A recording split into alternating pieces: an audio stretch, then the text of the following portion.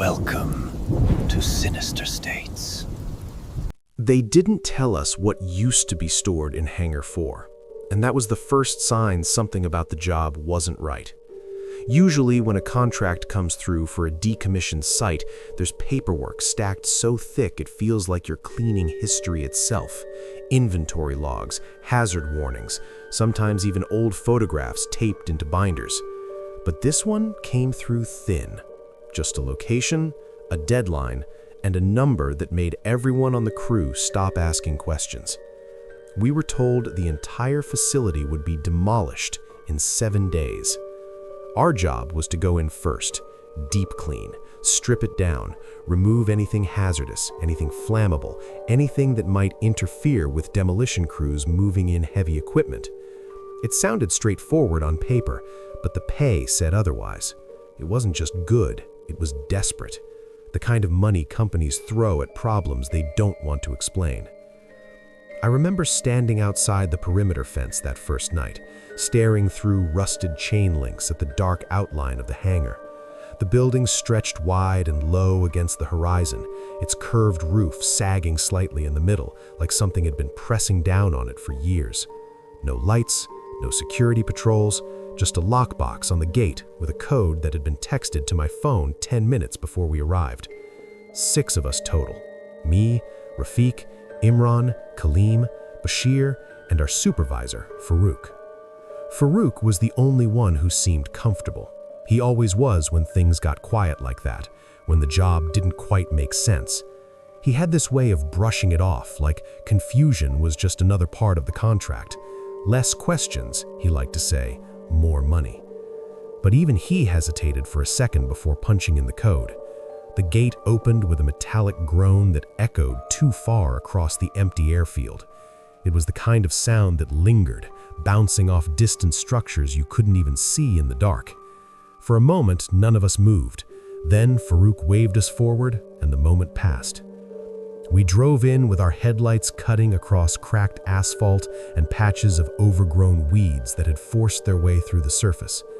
The closer we got to Hangar 4, the more the ground changed. Oil stains, thick blackened patches baked into the concrete like scars. Decades of use, maybe more. This place wasn't just abandoned, Rafiq muttered from the passenger seat. It was worked to death. No one argued with him. The hangar doors were already partially open, just enough for us to slip inside without forcing anything. That was the second thing that felt wrong. Sites like this are usually sealed tight, locked down, documented. But here it was like someone had left in a hurry and never bothered to come back. We parked just inside the threshold and killed the engines. Silence took over instantly. Not the normal kind, not the distant hum of electricity or the faint whistle of wind pushing through broken panels. This was heavy silence, thick, like the air itself had weight. Farouk clapped his hands once, sharp and loud. "All right, gear up, we're burning hours." Work always helped. It gave you something to focus on, something solid to push against when the environment started feeling off. We unloaded the equipment, industrial scrubbers, pressure hoses, chemical tanks, portable lighting rigs, and started setting up. The first step was always the same, clear a working path. The floor inside Hangar 4 was worse than anything I'd seen before. Layers of grease had built up over time, hardened into something closer to tar than oil. Every step made a faint tearing sound, like our boots were peeling away from the surface. Even with heavy-duty degreasers, it didn't come up easy. You had to lean into it, press down, force the brushes to bite. Within an hour, we were sweating through our uniforms. The smell didn't help. It wasn't just oil. There was something older mixed in, something metallic and sour that clung to the back of your throat. The kind of smell that made you swallow more often, like your body was trying to get rid of it. We worked in pairs, spreading out across the hangar floor, each team taking a section. Portable lights cast harsh white beams that carved the darkness into islands of visibility, leaving the far ends of the structure swallowed in shadow. I kept my focus on the ground. Scrub, rinse, repeat. The rhythm took over after a while, dulling everything else. Your arms burn, your back aches, but your mind goes quiet. It's one of the only parts of this job I ever liked. That's why I noticed it immediately when the rhythm broke. At first, it was subtle, a flicker overhead. One of the main light strips running along the ceiling stuttered for a split second before stabilizing again. I looked up instinctively, watching as the glow steadied. Power grid still active, lucky us. Farouk didn't respond, but I saw him glance up too. We went back to work. A few minutes later, it happened again, this time longer. The light dimmed, buzzed, then snapped back to full brightness. A low hum followed, like something deep inside the walls had just woken up. "Backup generators?" Bashir suggested. "No," Farouk said, his voice tighter now. "This place is supposed to be dead." The third flicker wasn't a flicker at all. It started with a surge. Every light in the hangar flared at once, burning so bright it washed the color out of everything. For a single disorienting second, the entire space was exposed. Every crack in the walls, every stain on the floor, every piece of equipment laid bare. And then it all dropped. Darkness hit like a physical force. One moment we could see everything, the next there was nothing. No dim glow, no emergency lighting, just black. Someone cursed loudly. Another voice called out, asking if anyone had a flashlight ready. I froze where I stood, my hands still gripping the handle of the scrubber. It wasn't just the lack of light, it was what came with it. The silence changed. Before, it had been heavy but distant, like an empty building holding its breath. Now it felt closer, pressed in, as if the darkness itself had weight, settling over us, filling the space between us. "Lights," Farouk snapped. "Now." I fumbled for my flashlight, nearly dropping it before managing to switch it on. The beam cut a narrow path through the dark, catching floating dust and the faint outlines of the others doing the same. One by one, thin columns of light appeared across the hangar floor. They didn't reach very far. Beyond a few meters, everything was still swallowed completely. "Stay together," Farouk said. "No one moves off alone."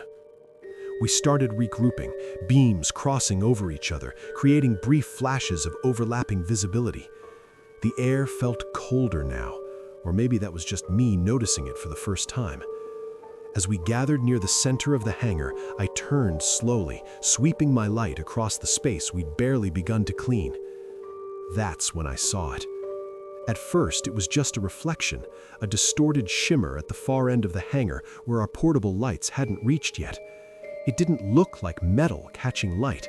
It looked wrong, like the beam was bending, stretching across a surface that didn't behave the way it should. "Do you see that?" I asked quietly. No one answered immediately. Then Rafiq's light shifted in the same direction, and I heard him inhale sharply. "Yeah, I see it." Farouk stepped forward, angling his flashlight toward the shape in the distance. The beam touched it, and the reflection came alive, rippling, sliding across something massive and smooth, something that definitely hadn't been there before the lights went out. For a moment, after that first glimpse, none of us moved. We edged closer, the sound of our boots echoing unnaturally across the empty hangar. Every step felt heavier than the last, like the darkness itself was pressing down on us. I switched my flashlight to its highest setting, letting the beam cut a wide arc over the far corner.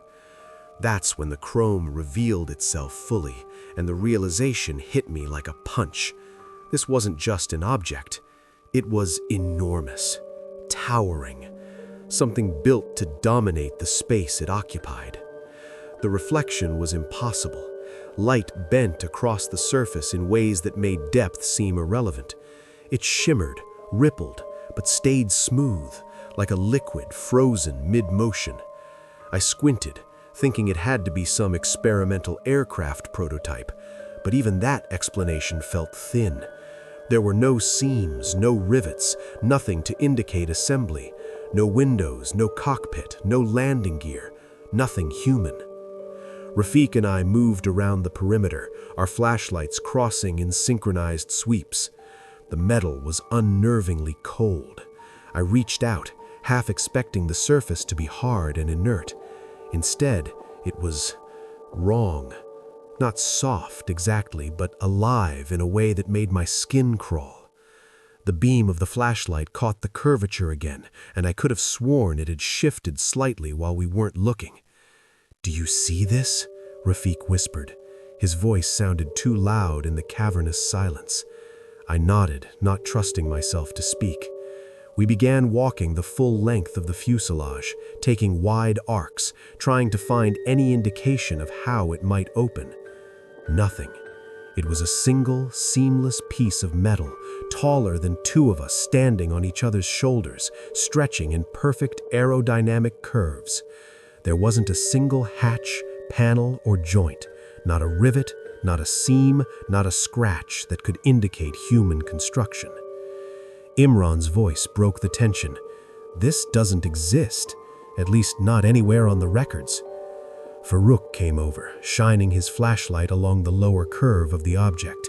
He crouched to inspect what should have been landing gear. No wheels, no skids, nothing. How did it even get here? "That's just it," I said, my hands still pressed lightly against the cold surface. "Hangar manifest. There's no record of this craft, nothing in the logs, not a name, not a model number, not even a placeholder. It shouldn't be here."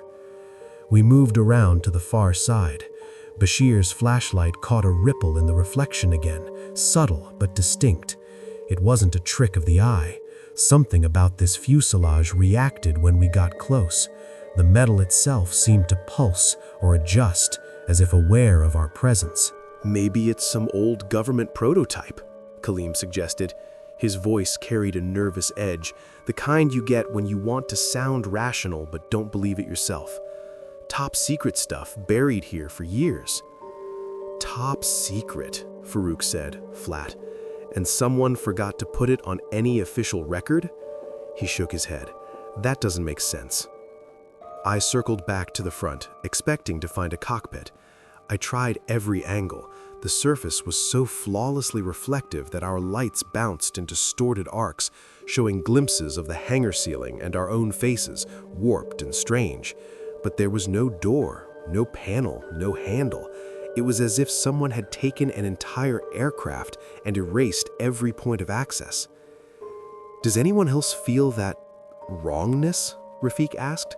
His flashlight trembled slightly as he spoke. "Like it's not just here, like it's waiting for something." I didn't answer immediately. There was a tension in the air, thick enough to taste. The hangar felt suddenly smaller, the shadows sharper, as if this impossible thing had drawn all the emptiness in, compressed it. Our lights bounced off the chrome in strange ways, casting twisted reflections onto the walls. Every time I looked away, it seemed a little larger, a little closer, a little alive. Imran bent down to inspect the floor around the base. "No scuff marks," he said slowly. "Nothing. No drag marks, no skid lines, like it was just placed here, or appeared." Farouk's voice cut through the tension. "All right, let's try thermal imaging. If there's a life form inside, we'll see it." We unpacked the camera, the kind that should have revealed hidden heat signatures, hidden engines, even hidden wiring. Nothing. Zero. The fuselage reflected the camera feed back like a mirror, smooth and cold. No internal temperature, no vibration, no movement, except that subtle, almost imperceptible ripple whenever we shifted positions. "Maybe it's empty," Bashir suggested, but his voice lacked conviction. None of us believed him.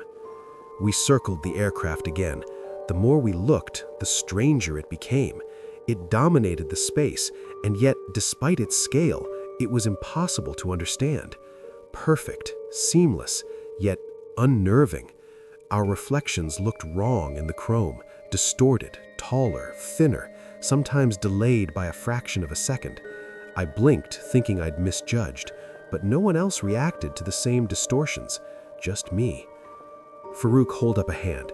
"We need to think logically. Could it be a shell? Some kind of display mock-up?" I shook my head. "No. The weight alone. Look at the floor beneath it. It's perfectly flat. No crumpling or settling that would come from a hollow frame this size. This is dense." Kaleem leaned closer to the side.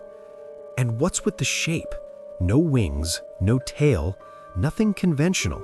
It doesn't even make sense aerodynamically. It's organic looking somehow. The word hung in the air. Organic. I didn't like it, but I couldn't find a better way to describe the way the surface shifted imperceptibly as we circled it. The reflection wasn't just smooth, it was liquid-like, alive, watching, responding. "What the hell is this?" Rafik muttered. "And why hasn't anyone noticed it before? This hangar has been decommissioned for years. It's supposed to be empty." "No logs," I repeated. "Nothing on paper, and that's the part that's the worst. If we can't verify its existence, we can't explain ourselves. We're alone here, completely alone." The words echoed in the vastness. Alone. It didn't matter that 6 of us were here.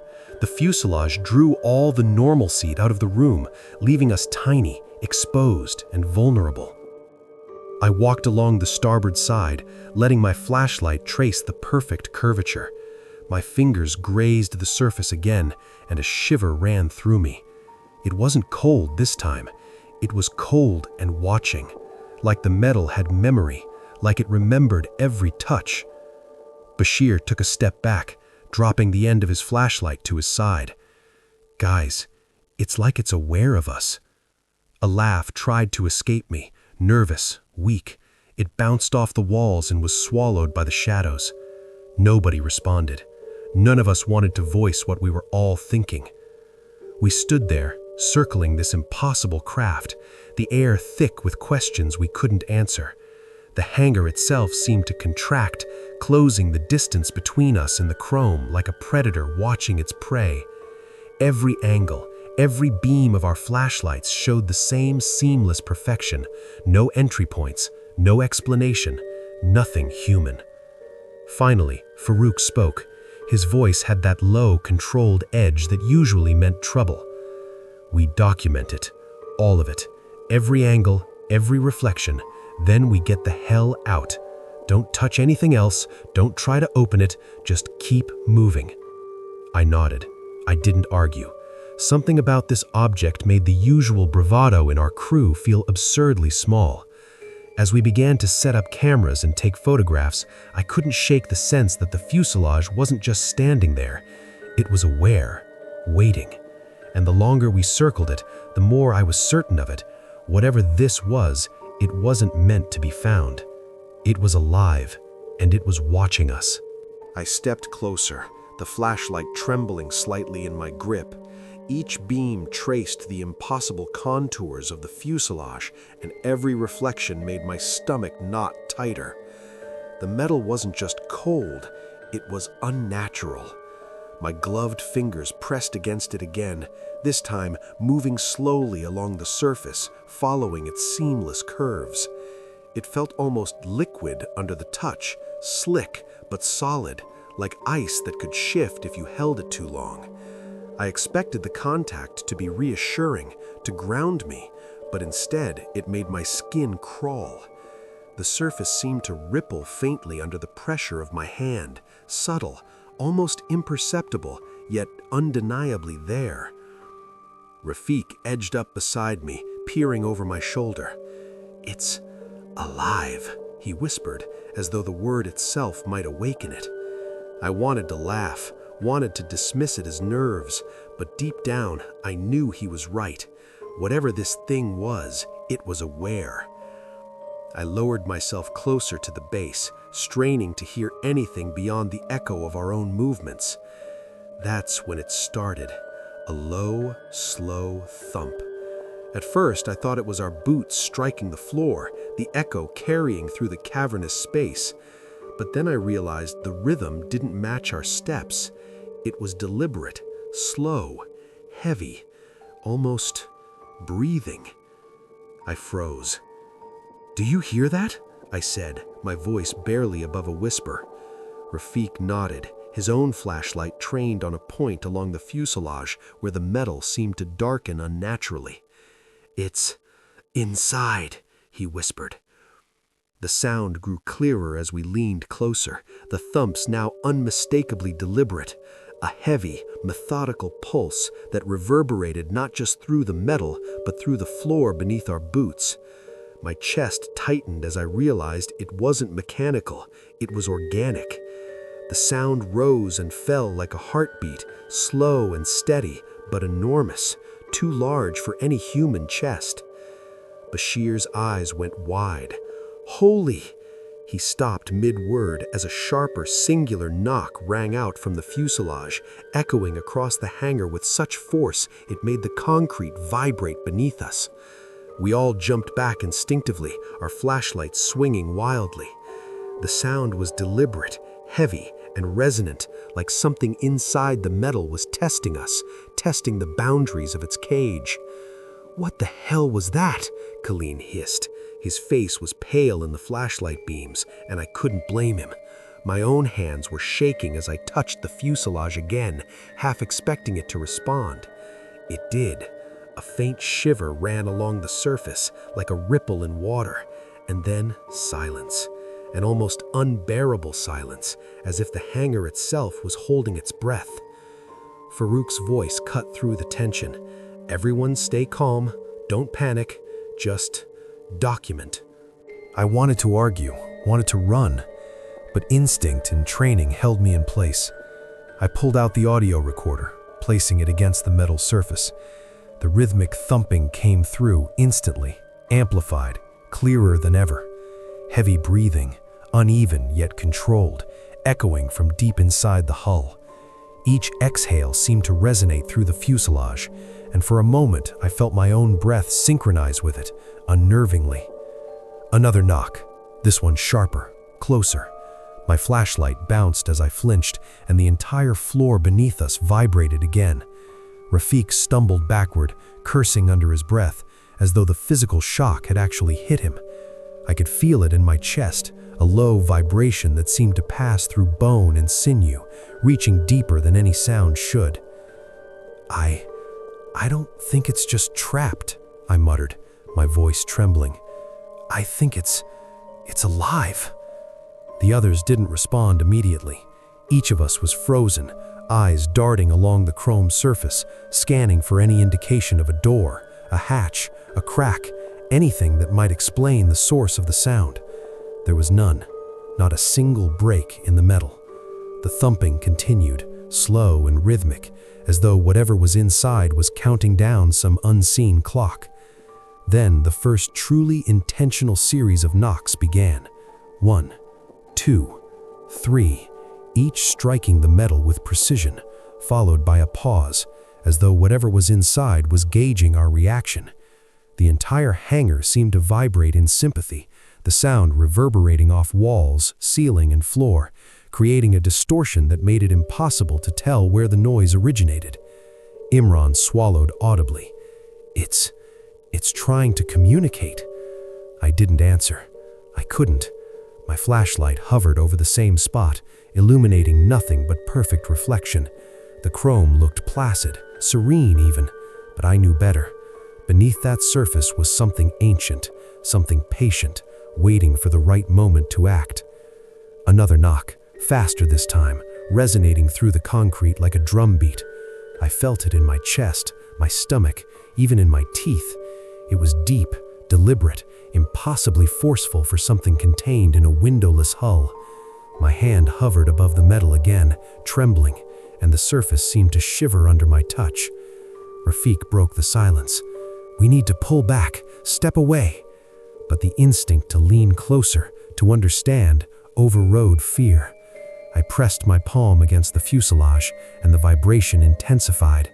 The breathing grew louder, synchronized with the knocks now, a terrifying combination of exhale and impact that resonated throughout the hangar. I could feel it in my bones, a resonance that made my own heartbeat race in an unnatural tandem. Bashir turned pale. He's not a plane," he whispered. It's a prison." The word stuck in the air. Prison. Yes, that was exactly it. The seamless metal, the impossibility of entry, the presence inside that could strike out with such force. This wasn't a vehicle, it was a cage. And something ancient and patient was confined within, desperate to make its existence known.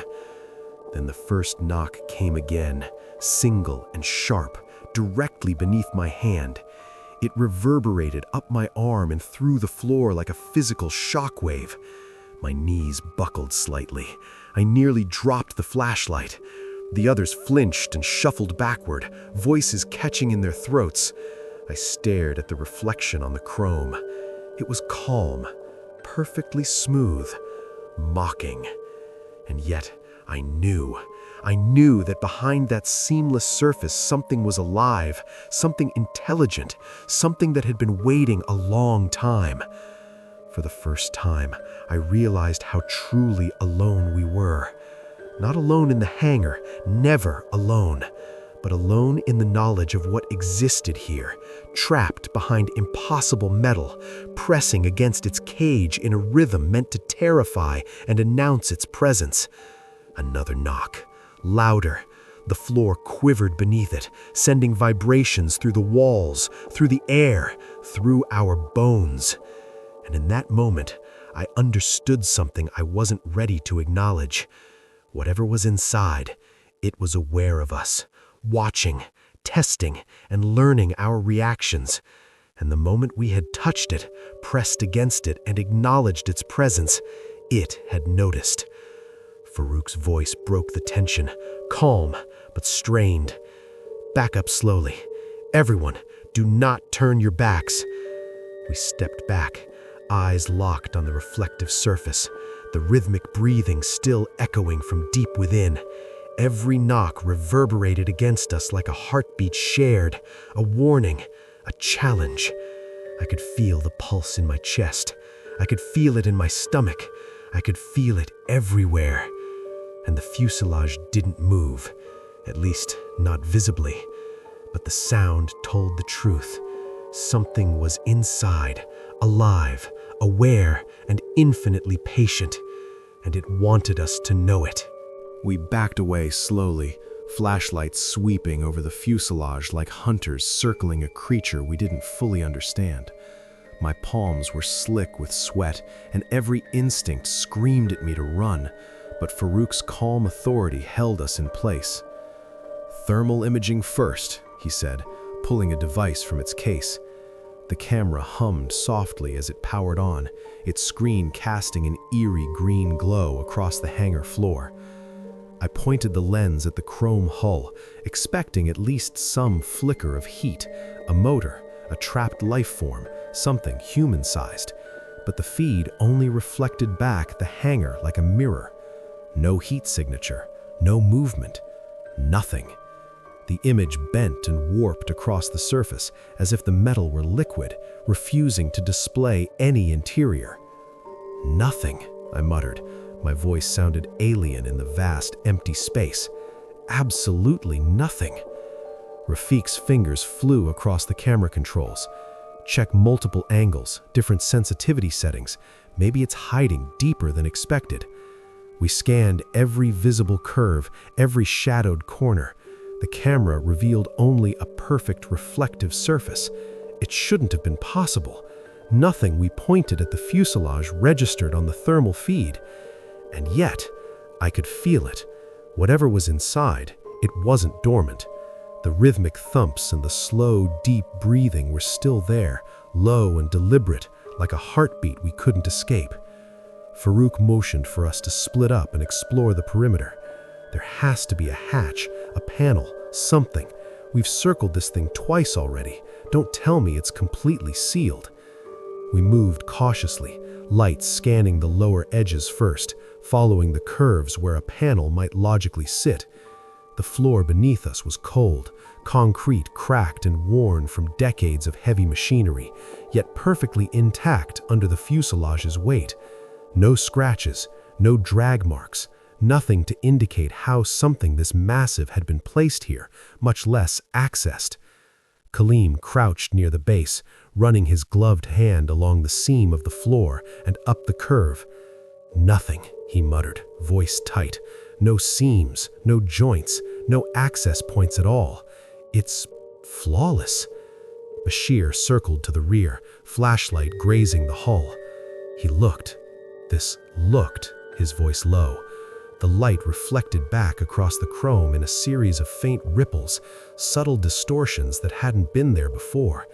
I stepped closer to see it for myself. The metal shivered beneath our lights.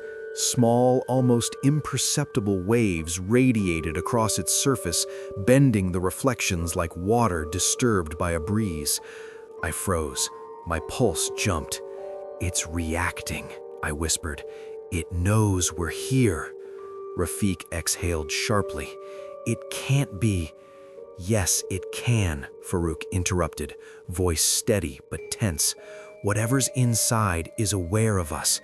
It's intelligent." We spread out again, combing the edges for hidden hatches or electromagnetic locks. I ran my hands along every possible seam, pressing, tapping, searching for a give. But the metal resisted every attempt. It was flawless, continuous, perfect. There were no panel gaps, no hidden latches, nothing mechanical. Kaleem backed up slowly, pointing his light at a section where the fuselage met the floor. "Do you see that? The surface, it's moving like a ripple." I trained my flashlight on the spot. The chrome distorted, twisting and shifting almost imperceptibly. It wasn't an optical illusion. The reflection of our lights bent and wavered as though the metal itself were breathing, adjusting, observing us. My stomach clenched. "This isn't a plane," Bashir said, his voice tight, almost a growl. "It's something else." Rafik stepped closer, flashlight bouncing nervously across the hull. "It's aware of us touching it," he said. "Every time we get close, it reacts. Look." I followed his gaze. The metal pulsed faintly, like water over stones, a subtle ripple that propagated across the fuselage. Each movement was synchronized with our proximity, responding to our actions, as if the hull itself were alive, aware of the light, aware of the pressure of our hands, aware of us entirely. Farouk's voice cut through my thoughts. "Back off. Document. We need evidence, not heroics." We pulled back slightly, watching as the surface continued to distort under the influence of our presence. Shadows warped across the hull, reflections twisting unnaturally. Even the light from our flashlights bent in strange arcs across the metal, as if physics itself had been rewritten around this object.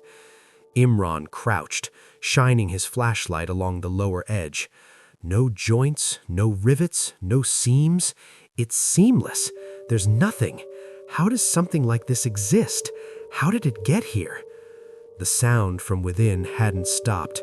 The slow, deep breathing and rhythmic thumps continued, punctuated occasionally by a sharper knock that made the floor vibrate faintly beneath us. Each knock seemed to correspond to a ripple across the chrome surface, a synchronization of sound and movement that was almost intelligent, almost deliberate. Bashir's flashlight caught a distortion near the center. "Look, there!" I turned sharply, trying to focus. The metal rippled again, bending reflections like molten silver. I pressed my hand lightly against it. The vibration ran up my arm, subtle but undeniable. Whatever was inside was communicating, or at least responding to us. Farouk shook his head, pacing slowly along the perimeter. "It's impossible," he said. "We're not dealing with anything human here. It doesn't operate like a machine. And if it's alive, we need to respect it." I swallowed hard, staring at the perfect curves, the flawless surface, and the faint, almost imperceptible pulsations across the hull. It was intelligent, patient, calculating, and however it had come to rest here, it had waited for someone like us to find it, to touch it, to acknowledge its presence. Another knock reverberated through the hangar, sharp, deliberate, shaking the floor beneath my feet. I jumped back instinctively. The ripple across the metal intensified, flowing outward in waves from the point of contact, reflecting our panic back at us in distorted arcs of light. Rafik muttered under his breath, voice tight, "It's testing us." I nodded slowly. Yes, it was testing. Testing patience, testing fear, testing the limits of what we could understand. Every movement we made elicited a response. Every step, every beam of light, every brush of a glove against its surface prompted ripples, distortions, vibrations, and knocks from within. We circled again, documenting, observing, but always careful not to press too hard. My flashlight caught the reflection of myself, elongated, distorted. I blinked, and the reflection was gone, replaced with what looked like a shadow moving under the chrome, subtle and impossible. My stomach clenched. Farouk's voice was firm now. Enough. Document it, record it, but we leave nothing more to chance. No one touches it again until we understand what we're dealing with. We stepped back, eyes locked on the seamless, responsive chrome, every nerve in my body screaming at me that this was no ordinary aircraft. The thermal scans, the perimeter check, the rippling responses, they all confirmed it. Something alive, something intelligent, something entirely alien was trapped, or maybe waiting, inside this flawless hull, and it was aware of us. Every ripple, every distortion, every knock told us the same thing. It had been waiting, and now we were exactly where it wanted us. We backed away slowly, flashlights trembling, cameras rolling, hearts hammering. The rhythmic thumping from inside the fuselage had changed. What was once slow, deliberate, and measured had grown frantic, chaotic, like something trapped had suddenly lost all control. One sharp knock followed another, then a flurry of pounding, each blow vibrating through the floor and up our legs, rattling our teeth. The sound wasn't just audible, it was physical, a force pressing against us, trying to push through. I pressed the audio recorder closer, hoping to capture the intensity. It amplified the panic perfectly, each knock echoing through the hangar in waves that overlapped, sped up, and intensified until it felt like the very walls were alive. The chrome fuselage itself seemed to quiver with the energy of what was inside, responding with ripples that raced across its perfect surface in chaotic, impossible patterns. Rafiq's voice was a strained whisper. It's losing control. I couldn't tear my eyes away. The metallic surface pulsated like a living thing, distorted in ways our flashlights couldn't fully illuminate. The reflection of the hangar and ourselves twisted, bent, stretching unnaturally.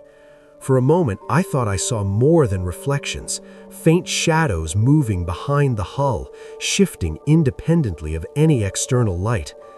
And then, the breathing stopped. The absence was worse than the noise. Silence pressed down, heavy and complete, leaving a vacuum that made my ears ring. And then a low-frequency hum replaced it, vibrating through the floor, the walls, the air, even through the camera lens. The recorder picked it up, distorting the image on the small display as the vibrations rattled the electronics. It was deep, omnipresent, unnatural. Not sound exactly, not in the way human or animal breathing was, but a resonance that carried intention, awareness, and malice. We froze. Every instinct screamed to run, but our curiosity and fear held us rooted. Even Farouk, the one who never panicked, had stopped pacing, his flashlight trained on the fuselage like a soldier aiming at an invisible enemy. Bashir swallowed audibly, voice tight. It's waiting, watching. I turned slowly, sweeping my flashlight across the chrome. My reflection wavered, elongating, then disappearing entirely for a fraction of a second. And then I saw it. A shadow moved behind the surface. Not a reflection, not a trick of light. Something inside was visible, tracing the hull from within. It shouldn't have been possible. There were no seams, no windows, no cracks, nothing to allow an interior shape to be visible. Yet there it was. A vague, dark outline, shifting subtly, like a predator pacing inside a cage it outgrown. The pounding resumed, faster now, almost desperate. It was synchronized with the shadow's movement, each strike corresponding to a shift behind the chrome. I could feel the vibrations in my chest, through my arms, through my teeth, as if the building itself were complicit in whatever was inside. Rafiq's flashlight bobbed uncontrollably as he tried to keep the shadow in view. It's moving with us, responding. I pressed my palm against the hull again, against the smooth, impossibly cold metal. The vibrations coursed through my arm, through my spine, almost sent me sprawling backward. Every instinct screamed at me to run, but I couldn't move. The presence was magnetic, oppressive, commanding attention like a force of nature. Farouk finally spoke, voice low and urgent. "Step back, slowly. Don't provoke it further." We did as he instructed, retreating inch by inch, flashlights trained on the seamless surface, cameras rolling, recording the vibrations, the hum, the impossible shadow behind it. The pounding escalated with every step we took back, each strike louder, more chaotic, reverberating throughout the hangar like a storm contained in metal. And then it stopped. The silence that followed was absolute, heavier than any before. The low-frequency hum lingered, a subtle vibration that made the cameras whine and flicker. My flashlight beam swept over the fuselage slowly, and I froze. The shadow hadn't vanished, it had shifted. Now it was positioned differently, taller, wider, moving against the chrome in ways that defied physics. No interior, no compartment, no hatch should have allowed such a shape to exist behind the seamless surface. Yet it was there, tangible, undeniable. Bashir whispered, voice shaking, It's outside of the metal, somehow." The hum intensified, resonating through the camera lens, the floor, the air, as if it were aware of every micro-movement we made. The shadow swayed, following our motion. Every flick of a flashlight, every step backward, it adjusted, growing more defined, more menacing. I wanted to look away, to break eye contact, but something held me in place, compelled, terrified. The feeling that whatever was inside wasn't just alive, it was aware of us, aware of the limits of the metal cage, aware of the world beyond its seamless hull. Farouk's hand gripped my shoulder, pulling me slightly backward. "We leave, now." His tone was final, unyielding, leaving no room for hesitation.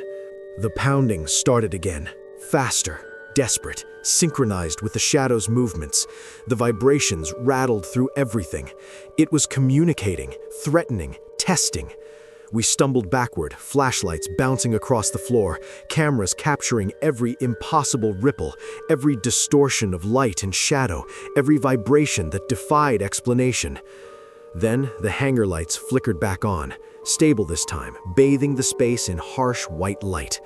I blinked, adjusting, and the shadow remained.